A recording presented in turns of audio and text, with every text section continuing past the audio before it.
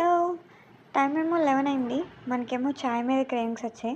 పదండి కాశ్మీరీ చాయ్ చేద్దాం. ఫస్ట్ మనకు కావాల్సింది పుదీనా అండ్ కొన్ని మసాలా సరుకులు. అవేంటంటే దాల్చిన చెక్క, లవంగం, యాలక్కాయలు అండ్ మనకు అల్లం కూడా కావాలి. కాకపోతే మన దగ్గర లేదది.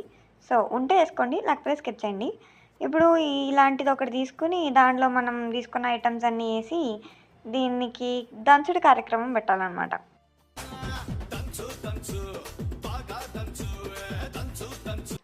ఇలా మంచిగా దంచుకోవాలి. మనం స్టవ్ ఆన్ చేసుకుని దాని మీద ఒక టీ గిన్నె పెట్టుకోవాలి. ఇప్పుడు ఆ గిన్నెలో మనకు కావాల్సిన వాటర్ వేసుకోవాలి. వాటర్ వేడెక్కాక మనం దంచిన పేస్ట్ వేసుకోవాలి. కొంచెం టీ పొడి అండ్ షుగర్ కూడా వేసుకోవాలి. మా ఇంట్లో బెల్లం పొడి వాడతారు. సో, మేము బెల్లం పొడి వేసుకుంటున్నాం.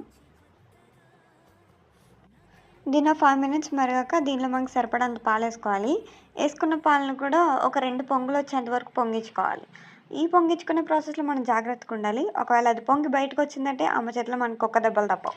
అంతే, గ్లాస్ పెట్టుకొని సర్వ్ చేసుకుంటే మన కాశ్మీరీ చాయ్ రెడీ. అల్లం వేసుకుంటే ఇంకా బాగుంటుంది. లేదు కాబట్టి అడ్జస్ట్ అయిపోవాలి.